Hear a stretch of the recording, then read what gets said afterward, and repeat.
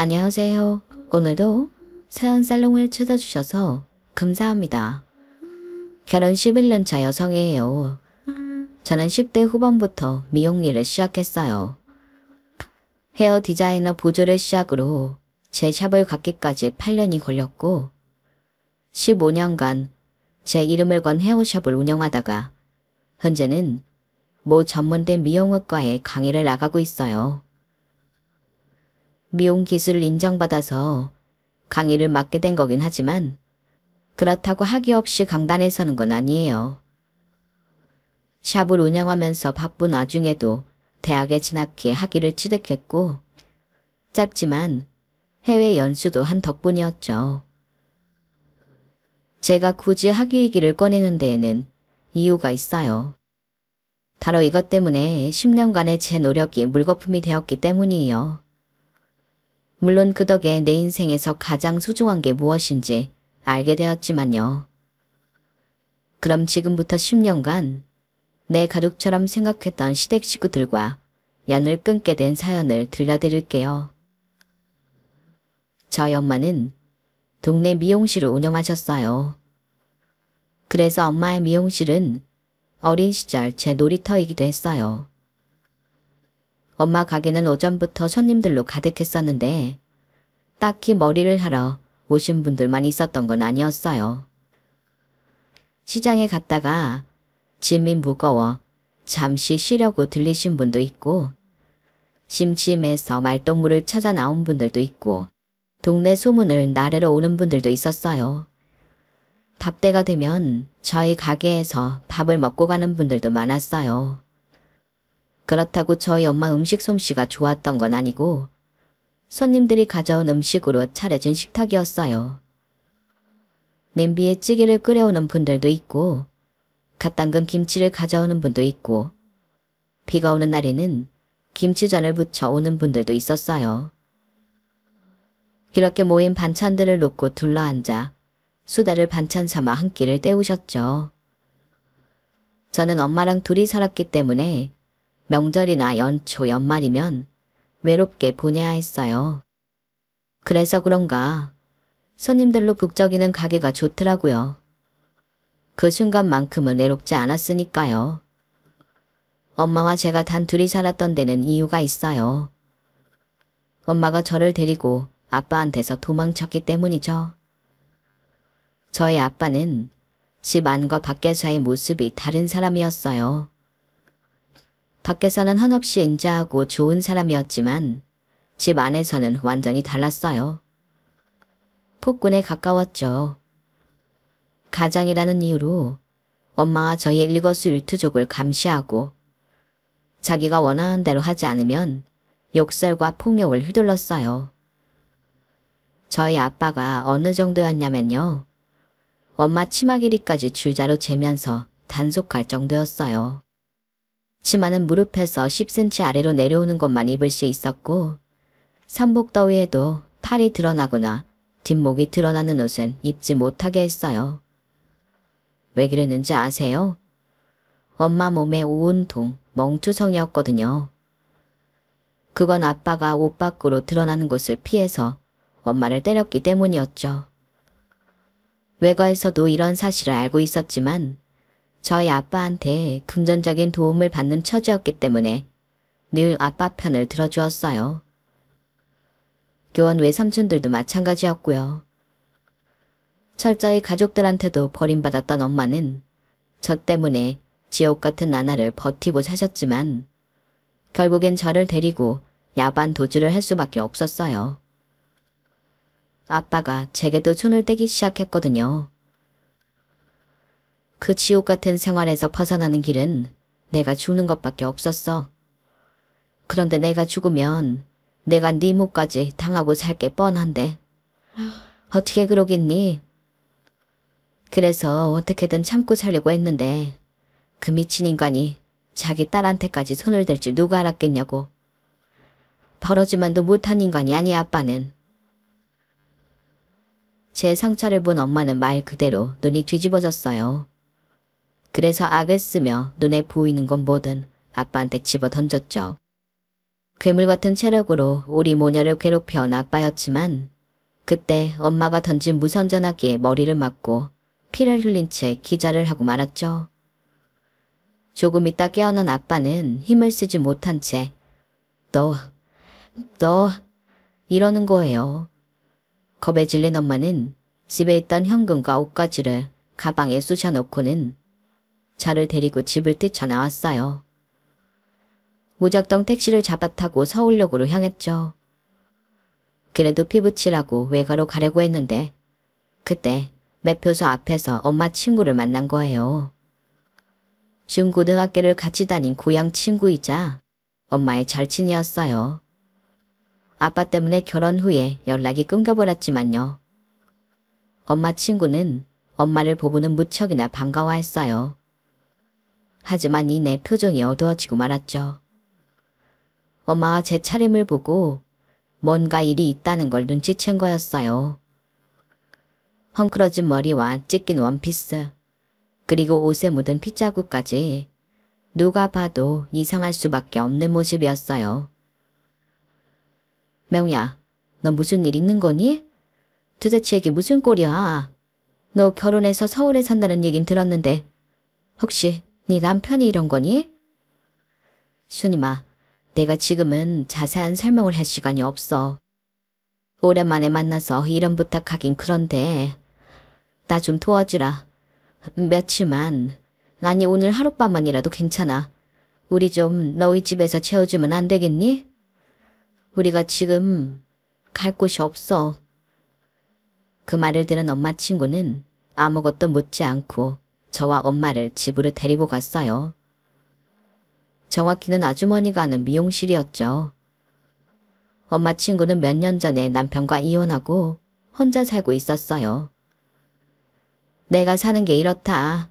혼자 살다 보니 따로 집을 구할 필요가 없어서 가게에 딸린 방에서 살고 있어. 그래도 방도 꽤 크고 주방까지 딸려 있어서 살기 불편하지는 않아. 너만 괜찮다면 1년이고 10년이고 여기서 지내도 돼. 어찌된 사정인지는 네가 얘기하고 싶을 때 그때 해. 그나저나 너랑 연락이 안 돼서 내가 얼마나 걱정했는지 아니? 네 친정집에도 몇 번이나 찾아갔는데 서울로 시집갔다는 말만 하고 어디 사는지로 말 안 해주더라고. 그런데 이렇게 만나게 되다니. 암튼 피곤할 테니까 얼른 누워. 엄마 친구는 자초지종도 묻지 않고 우리 모녀를 받아주었어요. 아주머니는 우리 그날 모녀에게 일어난 일을 묻지 않으셨지만 다음날 엄마는 모든 사실을 털어놓았어요. 그리고 며칠 뒤 아주머니를 통해 아빠가 이마에 상처만 입었을 뿐 아무 이상이 없다는 소식을 전해 듣게 되었어요. 아주머니가 직접 우리 집 근처까지 가서 알아온 소식이었어요. 다행인 건 우리 모녀가 엄마 친구 집에 있다는 걸 아빠가 전혀 모르고 있다는 거였어요. 그도 그럴 게 결혼하자마자 아빠는 강제로 엄마가 친구들과 연락을 끊게 만들었고 그 바람에 아빠는 엄마 친구의 존재조차 알지 못했거든요. 저희 모녀한테는 더없이 다행이었죠. 엄마와 저는 엄마 친구 가게에서 3년을 살았어요. 그 무렵 저희 아빠가 교통사고로 세상을 떠나시는 바람에 엄마와 저는 다시 집으로 돌아갈 수 있었거든요. 아빠의 부고는 아주머니 친정 식구를 통해 전해 들었어요. 아빠는 엄마와 제가 집을 나가자 한동안 미친 사람처럼 우리 모녀를 찾아 나섰대요. 갈 곳이 친정밖에 없다는 걸 알아서 저희 외가 근처에 집을 구해 살기도 했다더군요. 하지만 제가 초등학교에 진학하기 전이라서 우리 모녀의 흔적을 찾기란 쉽지 않았던가 봐요. 1년이 지나자 전국을 돌며 우리를 찾던 걸 포기하고 서울집으로 돌아갔지만 맨정신으로 살 수 없었는지 술에 빠져 지냈다더군요. 사고가 난 그날도 술에 취해 차도를 걷다가 음주 차량에 치여 세상을 떠나고 말았던 거예요. 명야, 방금 내 동생한테 전화가 왔는데 네 남편이 죽었대. 차에 치여 그렇게 됐다나 봐. 너희 부모님이랑 네 동생들도 장례식장 간다고 새벽부터 떠났대. 너 이제 2다리 뻗고 살 수 있겠어. 남편의 부고를 전해 들은 엄마는 얼이 빠진 사람처럼 멍한 표정이 되었어요. 그리고 이내 저를 불러 옷을 입히셨죠. 타이즈부터 원피스까지 죄다 검정색에 가까운 걸로요. 너 지금 뭐 하는 거야? 설마 네 남편 장례식에 가려고? 가면 네 시댁 친구들 만나게 될 텐데 괜찮겠어. 한 번은 겪어야 될 일이야. 나는 몰라도 우리 민주 아빠 장례식이잖아. 그 사람들이 나한테는 해코지해도 자기 핏줄한테는 안 그럴 거야. 그건 엄마 말이 맞았어요. 제가 엄마 손을 잡고 아빠 장례식장에 나타나자 쓸할머니는 달려들어 저부터 끌어안았어요. 그리고는 철천지 원수라도 만난 것처럼 사납게 저희 엄마 머리채를 잡았죠. 네 년이 여기가 어디라고 나타나. 내 아들 잡아먹고 무슨 낯짝으로 여기로 오냐고. 배운 것도 없고 씨뿔도 없는 애를 받아줬더니 은혜를 원치로 갚아? 나가 이년아. 당장 꺼지라고. 외가 식구들도 있는 앞에서 할머니는 저희 엄마 머리채를 잡고 욕설을 퍼부었지만 그 누구도 말리지 않았어요. 돈 있는 시댁의 위험 앞에 외가 식구들은 눈치만 보고 있었거든요. 그곳에 우리 엄마를 지켜줄 사람은 아무도 없었어요. 어린 저만 울면서 할머니를 막으려 안간 힘을 써댔죠. 그러다 제가 할머니가 휘두른 손에 맞아 바닥에 엎어졌어요. 그러자 그걸 본 엄마 눈빛이 확 달라지더군요. 지금 뭐 하는 짓이에요? 어머님이 뭔데 내 딸을 때려요. 우리가 못 올 때 왔어요. 저 사람 어머님 자식이기도 하지만 내 남편이고 우리 민주 아빠예요. 내가 못 올 때 온 거 아니라고요. 그러니까 어머님이 저런 민주한테 이럴 자격 없어요. 이 옛돌린 입이라고 함부로 짓거리는 거 봐. 남편 버리고 집 나갔냐니 이제 와서 무슨 자격을 노네. 내 아들이 누구 때문에 술에 빠져 지냈는데 다 아니냐니 민주 데리고 집 나가서 그런 거잖아. 제가 왜 그랬는지 어머님도 아시잖아요. 어머님 아들이 어떤 인간인지 누구보다 잘 아시면서 어떻게 그런 소리를 하세요? 저요. 결혼식 전날에도 그이한테 맞아서 온몸에 검은 멍이 들었던 사람이에요. 자기 부모 형제 앞에서 내일 당장 결혼할 사람한테 주먹 휘두르고 구둣발로 짓밟았던 인간이잖아요. 그때 다들 뭐 하셨어요? 제가 경찰에 신고하였까봐 방 안에 가두고 결혼식 당일에도 신의시켜서 화장실까지 따라다니게 했잖아요. 당신들이 그래놓고 이제 와서 내가 내 남편을 죽였다는 소리가 나와요? 그렇게 따지면 난 이미 수년 전에 죽었어요. 당신 아들한테 맞아서 죽고 지긋지긋한 감시에 피말라서 죽고 당신들의 차가운 외명 속에 정신까지 병들어서 죽었을 거라고요. 그러니까 아무도 나한테 손가락질하지 마세요. 당신들한테는 그럴 자격 없어요. 그날 엄마는 지금까지 제가 봐왔던 모습과는 완전히 다른 모습이었어요. 마치 사방에 널린 적들을 향해 발톱을 세우는 짐승 같았거든요. 서슬퍼런 엄마의 모습에 친가 식구들도 외가 식구들도 저희 엄마를 자극하지 않았어요. 아빠가 남긴 유산엔 관심도 없던 엄마였지만 뻔뻔한 시댁 식구들의 모습이 엄마를 자극한 꼴이 되고 말았어요. 내 남편 죽고 받은 보상금입니다. 그걸 왜 어머님이 탐내세요? 어머님이 그동안 그이한테 맞으면서 버티고 사셨어요? 아니잖아요. 그러니까 괜한 욕심 부리지 마시고 돌아가세요.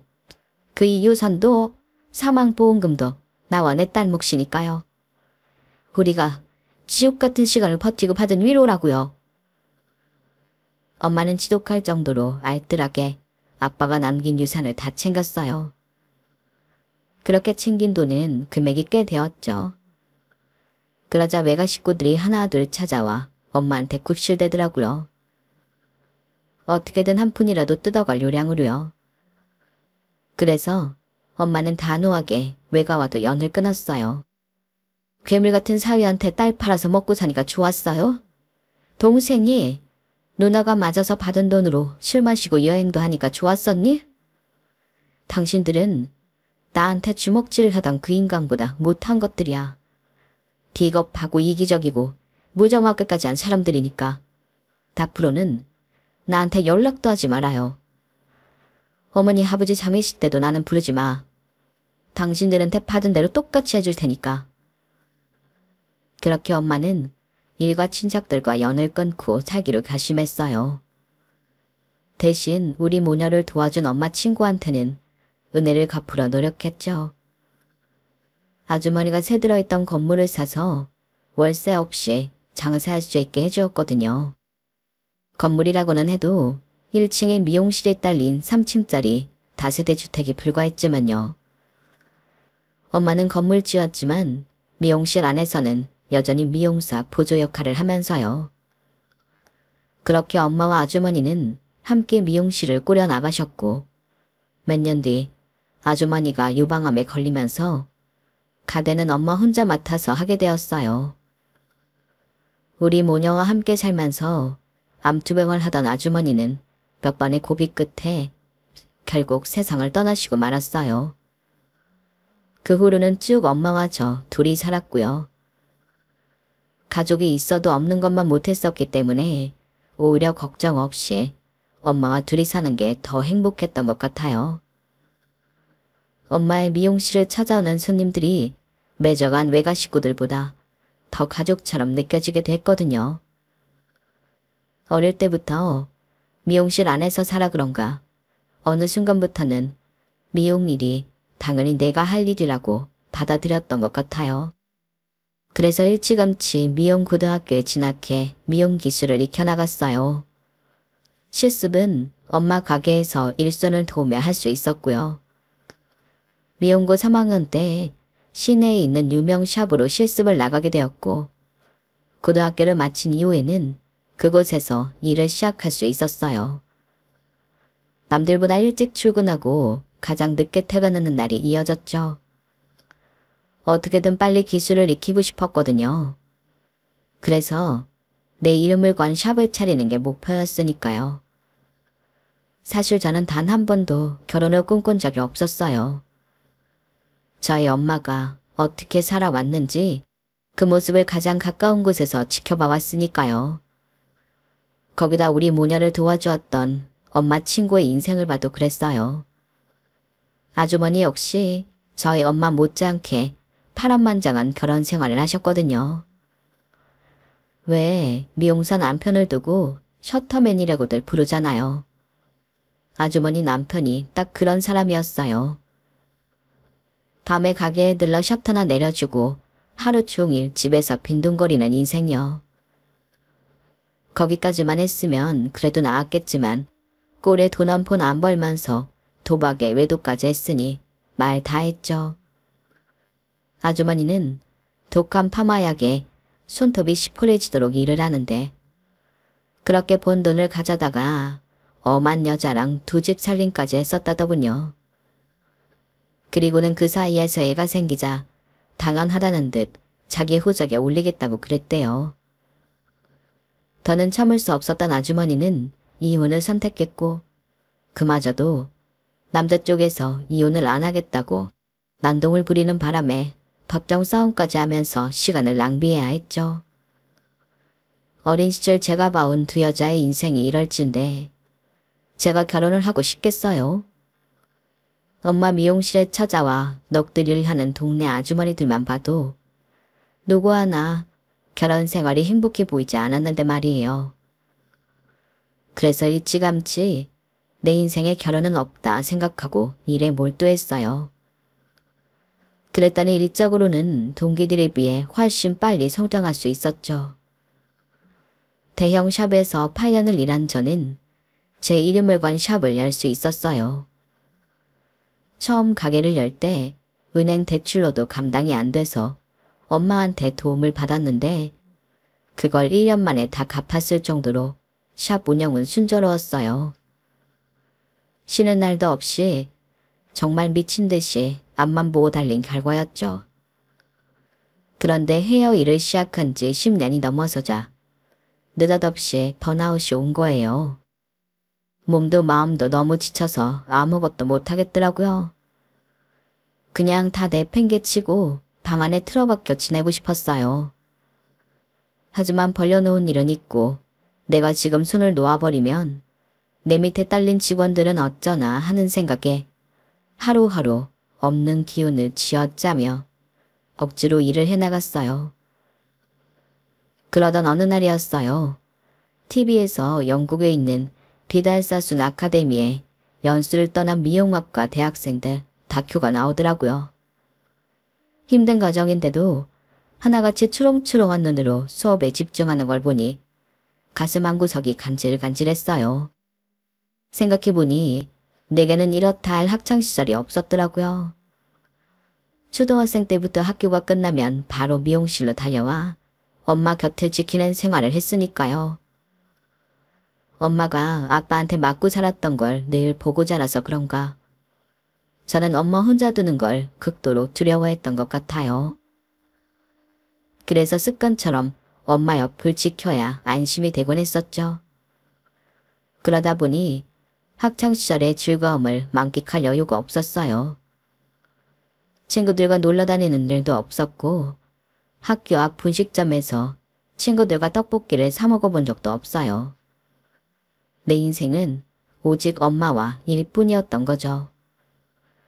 순간 내 인생이 너무 가엾다는 생각이 들었어요. 언제 죽을지 모르는 게 인생인데 이러다 죽으면 내 인생이 너무 허무할 것 같더라고요. 그래서 뒤늦게 대학에 진학했어요. 내 가게 일도 있고 4년이나 다닐 시간은 안 될 것 같아서 전문대에 진학을 했어요. 나름 현장 경험이 많아서 수업이 지루하게 느껴지면 어쩌나 걱정했는데 웬걸요. 너무 재미있는 거예요. 그동안 기동량으로 들었던 내용을 체계적으로 이론화해서 공부하게 되니까 훨씬 더 귀에 쏙쏙 들어오더라고요. 게다가 족합벌 되는 동기들이랑 함께 시간을 보내다 보니 나도 같이 젊어지는 기분이 들었어요. 덕분에 샵에 나가서도 전보다 더 활기차게 지낼 수 있었죠. 그러자 저의 대학 진학을 염려했던 직원들도 반대로 대학 생활을 응원해 주더라고요. 짧은 전문대 생활은 정말 순식간에 지나간 것 같아요. 그런데 이상하죠? 막상 전문대를 졸업하고 보니 기왕이면 조금 더 해서 학사학위를 딸 걸 하는 생각이 들더라고요. 그래서 사이버대로 편입해서 공부를 이어갔어요. 일과 학업을 병행하는 게 쉬운 일은 아니었지만 그래도 모처럼 살아있는 기분이 들어서 좋더라고요. 엄마도 뒤늦게 공부를 시작한 딸이 기특하셨는지 물심양면으로 도와주셨어요. 그런데 사람 욕심이 끝이 없다고 공부를 해보니 자꾸 욕심이 나는 거예요. 그래서 언젠가 TV에서 보았던 영국 비달사순 아카데미에 등록을 했어요. 장기 연수는 사정상 힘들어서 강사 과정으로 열흘 남짓한 기간 동안 수업을 받게 되었죠. 오전 10시부터 오후 5시까지 주 5일을 꼬박 수업을 받았는데 대략 시간이 짧게 느껴질 만큼 너무 좋았어요. 열흘간의 수업을 마치고 모처럼 영국 시내 구경에 나섰는데 영화나 광고 속에서 보았던 장소에 내가 직접 와 있다는 게 실감이 안 나더라고요. 난생 처음 느끼는 자유를 한국이 아닌 타국에서 맞이하다니 기분이 묘했어요. 그래서일까요? 전에는 용기 못 내던 일들을 스스럼 없이 하게 되는 거예요. 서툰 영화 실력으로 사람들한테 길도 물어보고 노천 카페에 앉아 여유롭게 커피도 마시고 부슬비가 내리는데도 우산도 안 쓰고 걸어다니고 무엇보다 멋진 남자와 데이트도 했어요. 영국으로 출장을 온 한국 남자였는데 일정 중에 하루가 비어서 시내 구경을 나왔다고 하더라고요. 저처럼 말이죠. 남자는 영국에서 유학생활을 했던 탓에 영어가 정말 능숙했어요. 매너도 좋고 자신감 넘치는 모습이 부럽더라고요. 같이 밥도 먹고 차도 마시면서 이런저런 얘기를 했는데 저와는 살아온 환경이 전혀 다른 사람이었음에도 희한하게 말이 잘 통했어요. 오늘 처음 만난 사람인데도 마치 10년은 알고 지낸 친구처럼 그렇게 편할 수가 없더라고요. 짧은 만남이었지만 많이 친해진 우리는 한국에 돌아가서 밥 한번 먹자는 인사를 남기고 헤어졌어요. 이 멋진 남자와의 만남은 그렇게 끝인 줄 알았어요. 그런데 한국에 돌아오고 한 달쯤 됐을 거예요. 샵 매니저가 원장실로 들어왔더라고요. 저한테 머리를 하고 싶다는 손님이 있다고요. 제가 그리 대단한 사람은 아니지만 그래도 대개 원장한테 머리를 하려는 손님은 미리 예약을 하고 오시거든요. 그런데 예약 없이 찾아와 원장한테 받겠다고 했다길래 누군가 싶어 나가봤어요. 그랬더니 그 남자인 거 있죠. 영국에서 데이트를 했던 남자요. 신기하게도 남자를 보자마자 세상이 환하게 밝아지는 기분이 들었어요. 이 남자의 존재 하나만으로도 내 인생이 아름답게 변할 수 있을 것만 같았죠. 그때 확신했던 것 같아요. 나 이 남자랑 결혼하게 될 것 같다고 말이죠. 남자의 머리카락을 손가락으로 가르며 커트하는데 기분이 너무 좋았어요. 그런데 그게 제 표정에도 드러났던 모양이에요. 남자가 돌아가고 직원들이 그러더라고요. 마치 제가 사랑에 빠진 사람 같았다고요. 그 말을 들으니 조금 창피하기는 했지만 틀린 말은 아니어서 부정은 할 수 없더라고요. 그날 이후 남자는 매달 저희 샵을 찾아왔어요. 그리고는 딱 머리만 하고 돌아가곤 했어요. 남자가 찾아올 때마다 내심 같이 식사를 하자거나 차를 마시자는 말을 해주지 않을까 기대했는데 3개월이 지나도록 남자는 머리를 한 것 외에는 아무것도 제게 원하지 않았어요. 그게 너무 서운하더라고요. 기껏 찾아온 이유가 머리하러 온 거였다니 나 혼자 김치국을 마신 것 같아서 얼굴이 화끈거렸어요. 그런데 그마저도 얼마 뒤부터는 코빼기도 안 보이는 거예요. 그래서 이렇게 끝났구나 했는데 남자가 찾아왔더라고요.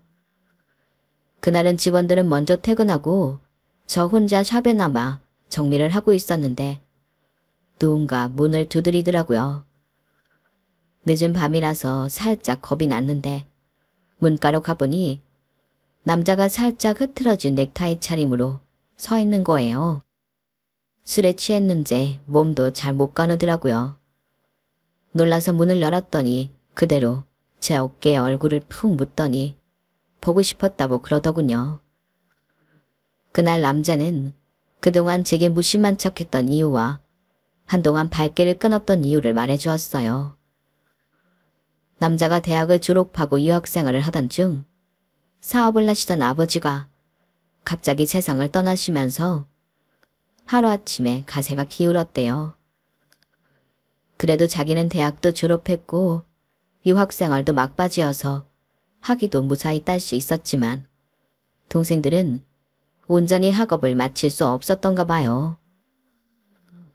평생 손에 물 안 묻히고 사람 부러가며 사시던 어머니는 식당에서 설거지를 하게 되셨고 다행히 자신이 대기업에 취업하면서 생활은 조금 나아졌지만 여전히 아버지가 남긴 빚을 갚아야 한다고 하더군요.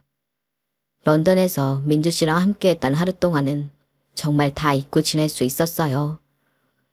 학자금 대출금도 있고 아버지가 남긴 빚 상환 일도 잊을 수 있었고 무엇보다 지긋지긋한 가장의 무게를 떨쳐낼 수 있었으니까요. 민주 씨한테는 한국에 가서 다시 만나자고 했지만 솔직히 다시는 민주 씨를 보지 않으려고 했어요. 보면 욕심이 날 것 같았거든요. 진창 같은 인생이 더 초라하고 힘겹게 느껴질 것 같았어요. 그래서 연락을 안 하려 했는데 너무 보고 싶어서 나도 모르게 찾아와 버린 거예요. 머리를 잘라달라고 했던 건 핑계였어요. 한 달에 한 번 민주 씨를 보는 걸로 내 인생의 위안을 삼자고 생각했는데 착각이었던 거죠. 민주 씨를 보니까 다 참기 힘들더라고요. 그래서 발길을 끊으려고 했는데 이렇게 와버렸네요. 그 당당하던 남자가 눈물까지 글썽이며 솔직하게 자신의 상황을 털어놓는데 안 됐다는 생각보다는 다행이라는 생각이 들었어요. 적어도 이 남자 역시 나를 좋아하고 있다는 건 알았으니까요. 그러니까 상현 씨도 나를 좋아한다는 거네요. 그럼 됐어요. 우린 그냥 본능에 충실하면 돼요. 가난하면 연애하면 안 되나요? 행복하면 안 돼요? 아니잖아요. 힘든 건 둘이 나눠지면 절반은 가벼워져요. 우리 같이 짊어져요. 난요, 폭력적인 아빠 밑에서 학대받으며 자랐어요. 결국엔 엄마가 저를 데리고 아빠한테서 도망을 쳐준 덕에 살 수 있었어요. 그래서 나는 남들처럼 평범한 연애도 못할 줄 알았고 결혼은 더더욱 못할 줄 알았어요. 그런데 상현 씨를 샵에서 다시 본 순간 무슨 생각을 했는지 알아요? 나 이 남자랑 결혼할지도 모르겠다는 생각을 했어요. 내가 가진 트라우마도 한순간에 날려버릴 만큼 누군가가 이렇게 좋았던 적 없어요. 상현 씨가 처음이에요. 그런데 이런 남자를 어떻게 놓치겠어요? 난 안 놔줄 거예요. 그러니까 내가 싫어서 그러는 게 아니라면 어떤 이유든 날 떠나지 말아요. 인생에 단 한 번뿐인 기회라는 생각에 창피한 것도 접어두고 솔직하게 고백을 했어요. 그리고 저의 용기 덕분에 우리는 연애를 시작했고 1년 연애 끝에 결혼을 하게 되었어요. 사귀는 동안에도 시어머니와 시동생들한테 금전적인 도움을 주었지만 결혼 후에는 시댁 생활비부터 시동생들 용돈에 학원비까지 모든 걸 담당하게 되었죠. 그중에는 남편이 아는 부분도 있고 모르는 부분도 있었어요. 제가 굳이 남편한테 생색을 내지 않았거든요. 처음엔 제게 금전적인 도움을 받는 걸 부끄러워하시던 시어머니도 차차 시간이 지나니 더는 부끄러워하지도 미안해하지도 않으시더라고요. 되려 아들 돈은 어렵게 받아도 며느리 돈은 받기 쉬운 건지 제 돈 받는 걸 너무 당연하게 생각하시는 것 같아 서운하기까지 했어요. 생색을 내겠다는 게 아니라 당연하게 받아들이는 게 불편했던 거죠. 워낙 시댁 살림이 어려워서 결혼하고 5년간은 제 돈으로 시댁 식구들을 먹여 살리다시피 했어요. 남편과 결혼을 결심한 순간 시댁의 경제적 어려움을 내가 감당하겠다 생각했었기 때문에 불만은 없었어요. 시어머니를 비롯해 시동생들이 딱히 제게 고마움을 표현하지는 않았어도 내심 그런 마음을 가지고 있을 거라 착각했기 때문인지도 모르겠네요. 그런데 비교 대상이 나타나자 바로 알 수 있겠더라고요. 이 사람들은 나를 무려 ATM 정도로밖에는 생각하지 않는다는 걸요. 시작은 시동생의 결혼이었어요. 가정 형편 때문에 뒤늦게 대학에 입학한 시동생은 졸업하던 해 취업에 성공했고 직장 사수가 소개해준 여자와 연애를 시작했어요. 그리고 제가 시집 온 지 8년째 되던 해 시동생이 결혼을 했어요. 결혼 상대는 시동생보다 2살 연상으로 학부 졸업 후 석사, 박사를 거쳐 대학에 시간 강사로 나가는 사람이었죠. 친정 부모님도 2분 다 명문대를 나오셨을 정도로 집안 자체가 학벌이 좋은 집 딸이었어요. 저와는 학벌 차이도 있었지만 평소 사용하는 어휘 자체가 다르더라고요. 뭐랄까 고급지다고 할까요? 대학 강단에 서는 사람이라 그런지 옷차림이나 행동 자체가 고상하고 딱 봐도 많이 배운 사람 티가 났어요. 시어머니는 그런 점이 좋으셨던가 봐요. 주변 사람들한테 동서 칭찬을 그렇게 하시더라고요. 우리 둘째 며느리는 대학 교수라 그런지 애가 얼마나 고상한지 몰라. 집안이 교육자 집안이라 그런가 닭가 싸든 안 싸든 할 것 없이 사람들이 점잖고 배운 사람들 티가 난다니까. 이런 애가 맏며느리로 들어왔어야 하는 건데. 어머님은 동서 칭찬을 하다가 마지막엔 꼭 맏며느리로 들으지 못한 걸 아쉬워하는 듯한 말을 하셨어요. 꽃노래도 한두 번이라고 듣기 불편한 말을 매번 듣고 있자니 저도 사람인지라 화가 나더라고요. 명절이나 가족들이 모이는 날이 되면 어머님은 꼭 동서와 저를 차별하셨어요. 얘 작은 애야, 넌 가서 쉬어. 교수님이 주방에서 할 일이 뭐 있니? 그런 건 가방줄 짧은 사람이나 하는 거야. 여기 일은 큰애가 알아서 할 테니까 넌 거실에 나가서 쉬고 있어. 하루 종일 학교에서 학생들 상대하느라 얼마나 힘들었어. 요즘 애들은 싸가지도 없어서 그렇게 다루기 힘들다는데 어서 가서 쉬어.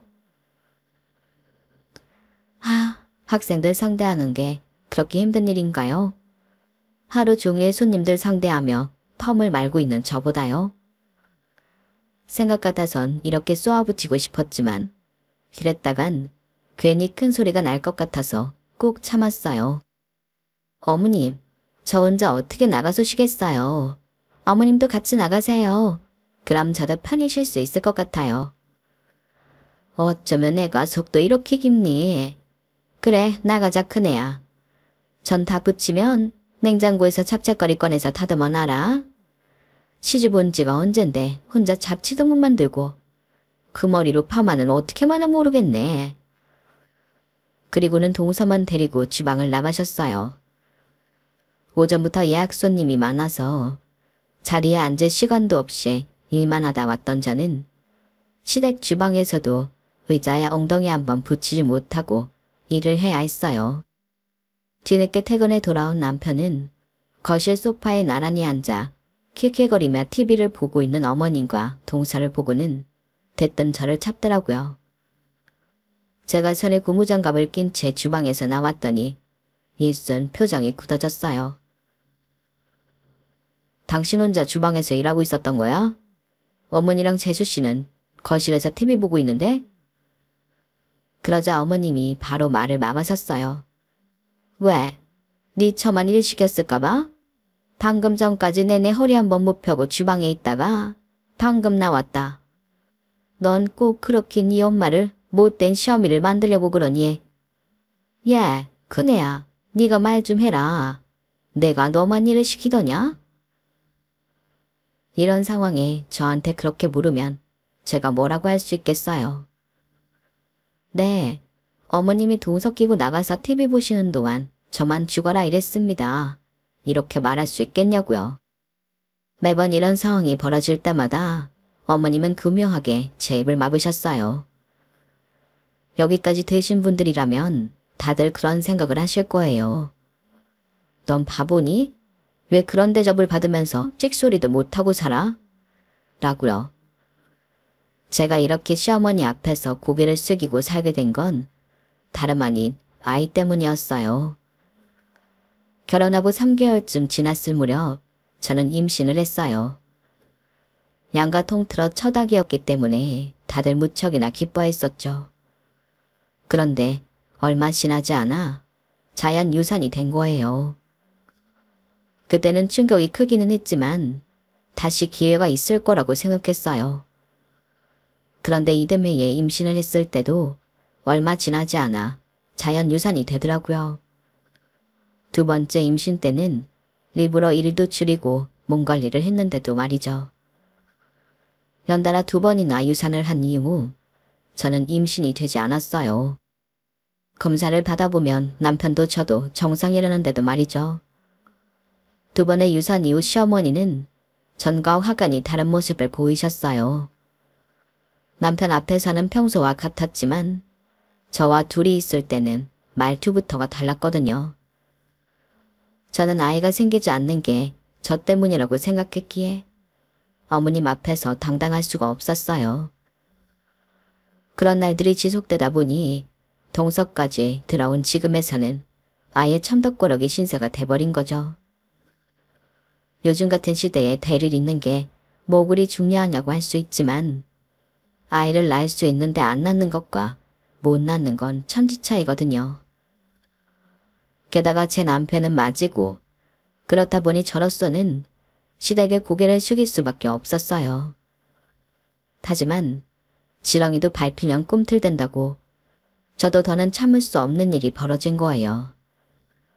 샵을 운영하면서 틈틈이 학업을 계속해왔던 저는 교수 임용 공고를 통해 모 전문대 미용학과에 강의를 나가게 되었어요.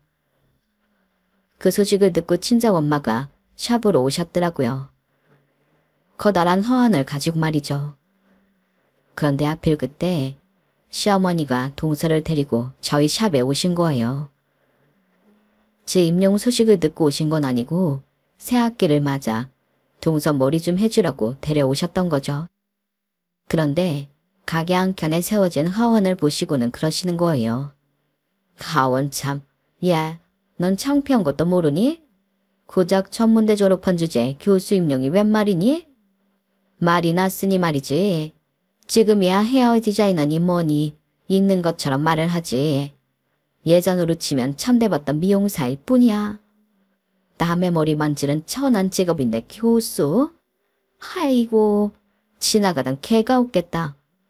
하긴 니네 친정엄마도 동네 미장원 출신이니 네가 뭘 알겠니. 교수는 우리 작은 애처럼 교육자 집안에서 제대로 배운 애들이 해야 되는 거야. 어디 학벌도 없는 게 교수님 뭐니 시건방을 떨어. 그때였어요.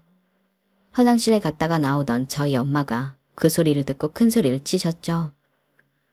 사돈, 말이 좀 심하신 거 아닙니까?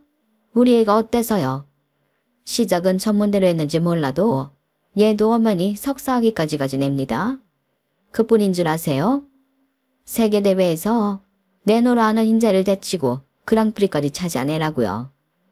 그 정도 실력이 있는데 왜 교수를 못합니까? 우리 애가 어디가 어때서요?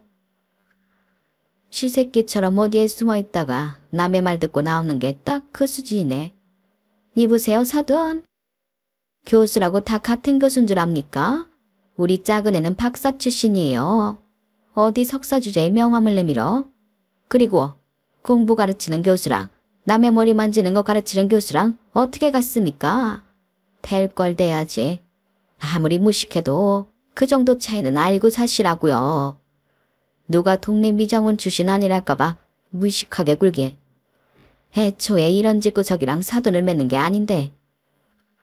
시어머니는 두르고 있던 가운을 바닥에 내던지고는 동서를 데리고 나가려고 했어요. 그런데 일부러 그랬는지 실수로 그랬는지 저희 엄마가 준비해온 화원을 넘어뜨리고 말았죠. 순간 속에서 풀이 확 나는 게 더는 못 참겠더라고요. 어머님, 당장 화환 제대로 세워놓으세요. 그리고 바닥에 내던진 가운도 제대로 탁자에 올려놓으시고요. 뭐, 너 지금 뭐라 그랬냐? 네가 나한테 지금 명령한 거야? 시애미한테? 네, 명령하는 겁니다. 시어머니가 뭐 대수인가요? 잘못했으면 잘못한 걸 가르쳐야죠. 그렇게 학벌 타령하시는 분이 어쩜 하는 행동은 못 배운 사람들보다 못하십니까? 하긴 어머님도 그리 대단한 학벌은 아니시죠? 대학 못 나오셨잖아요. 돈만 있으면 대학 입학은 문제없던 시절에도 대학 문턱조차 못 넘으신 걸 보면 어머님이 머리가 그리 좋지는 않았나 보네요. 그래서 그렇게 학벌 타령을 하신 거예요? 자신의 공부 못했던 게 한이 돼서. 그런데 어머님, 저는 학벌에 연연 안 해요. 왠지 아세요? 학벌 아니어도 제 실력으로 충분히 빛날 자신이 있으니까요. 어머님은 학벌도 능력도 안 되시니 저한테 시기 질투하시는 거잖아요. 안 그래요? 뭐 이렇게 된 거 확실히 해둬야겠네요. 제가 어머님 대접해드리는 건 오늘까지예요. 앞으로는 어머님이 제게 하시는 그대로 똑같이 해드릴 거니까요. 아셨어요?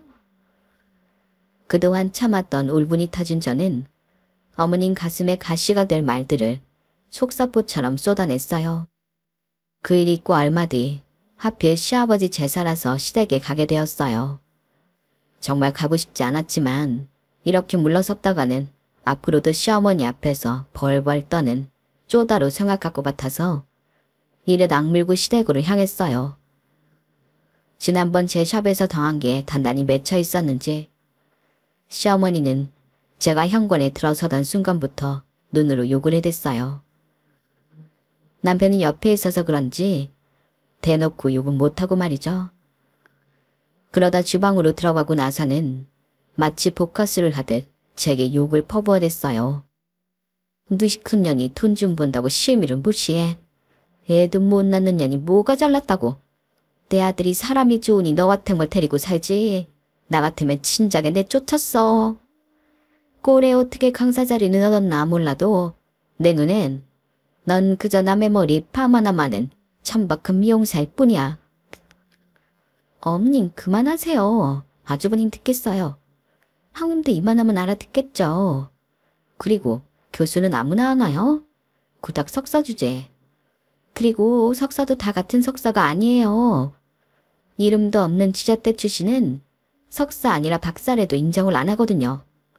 모르긴 해도 형님은 실기 강의 시간 강사라서 학벌은 안 보고 뽑혔을 거예요. 그래도 강단에 서는 거면 최소한 박사는 돼야 구색은 맞을 텐데. 그때였어요. 주방으로 불쑥 들어온 남편이 동서를 향해 땡소를 보내며 한마디 했어요. 맞아요. 재수씨 말대로 아무나 교수하는 거 아니에요. 교수는 그만큼 실력이 있어야 하는 거니까. 재수씨만 봐도 그렇잖아요. 재수씨는 시간 강사죠. 박사학위는 있어도 아직 연구 성과도 없고 이렇다 할 논문도 없으니까. 그런데 내 아내는 이미 실력을 검증 받은 사람이거든요. 국제대회에서 수상 경력도 있고 그 분야에서 오래 경험을 쌓은 경력자이기도 하고요. 그러니 교수가 된 거죠. 공개 공고를 통해 적법한 절차를 뽑힌 진짜 교수. 강사랑은 확실히 다르죠. 그 말에 동서는 금방이라도 얼굴이 터질 것처럼 발갛게 달아올랐어요. 그러자 어머님 나서서 동서 편을 드시더라고요. 너 지금 무슨 소리를 하는 거야? 공부해서 박사학위까지 딴 애한테 고작 천박한 미용사랑 어떻게 비교가 돼? 정신 차려. 배울 만큼 배운 녀석이 왜 이렇게 천지분간을 못해? 그건 어머니가 못하는 거죠. 지금까지 나 없는 자리에서 내 아내를 이런 식으로 대하셨어요? 그동안 이 사람 등에 빨대 꽂고 살아온 분이 어떻게 이럴 수가 있냐고요. 저요. 솔직히 어머니랑 동생들이 버거워서 몇 번이나 도망치고 싶었어요. 다 버리고 나 혼자 외국 나가 살 생각까지 했었다고요. 그걸 말린 사람이 이 사람이에요. 자기가 내 몫의 짐까지 대신 짊어지겠다고 나서 좀 고마운 사람이라고요. 그런데 어떻게 이럴 수가 있냐고요. 이 사람 시집 올 때 우리 집 빚 갚아줬던 거 어머니도 기억하죠? 그 돈 그냥 돈 아니에요. 이 사람이 하루 종일 다리가 퉁퉁 붓도록 손님들 머리 만지고 쉬는 날도 없이 일해서 번 귀한 돈이라고요. 나 같은 놈 안 만났으면 이 사람이 그런 고생할 필요도 없었고 이렇게 은혜도 모르는 인간들한테 엄한 소리 안 들어도 됐다고요. 학벌이요? 그 잘난 학벌로 재수씨는 시집 올 때 뭐 해왔어요? 혼수는 못 해올 망정 빚만 3천 달고 왔죠. 그거 갚아준 사람 누구일 것 같아요? 설마 내 동생이 그 돈을 갚았을 거라고 믿는 건 아니죠? 그 돈도 다 내 아내가 갚아준 거라고요. 대학 강당에 서려면 신용불량은 막아야 한다고 상훈이가 울고불고 난리쳐서 이 사람이 해준 돈이라고요. 그런데 그런 사람한테 이런 식으로 굽니까? 재수씨는 양심도 없어요? 동서 표정을 보니 그 돈이 어디서 나온 건지 이미 알고 있는 눈치였어요. 저는 적어도 동서가 그 사실을 몰라서 저한테 함부로구나 했는데 그마저도 아니었더라고요. 다 길게 말할 필요 없겠네요. 어머니한테 제가 경고했었죠. 내 아내한테 함부로 하시면 다시는 이 집에 발길 안 하겠다고.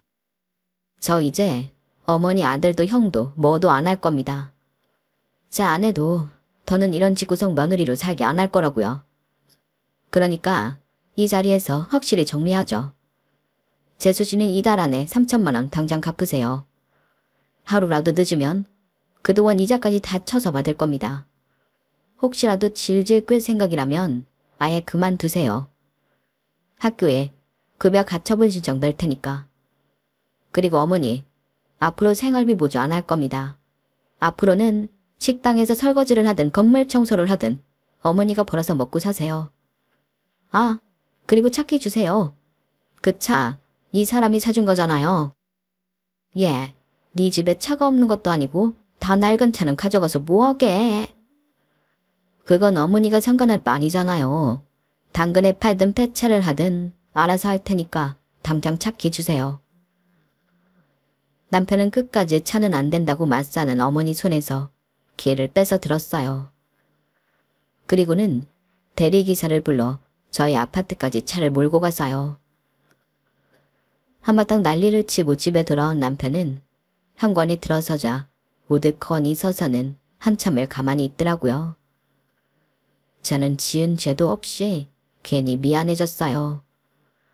나 때문에 남편이 가족들과 갈라선 게 아닌가 걱정이 됐거든요.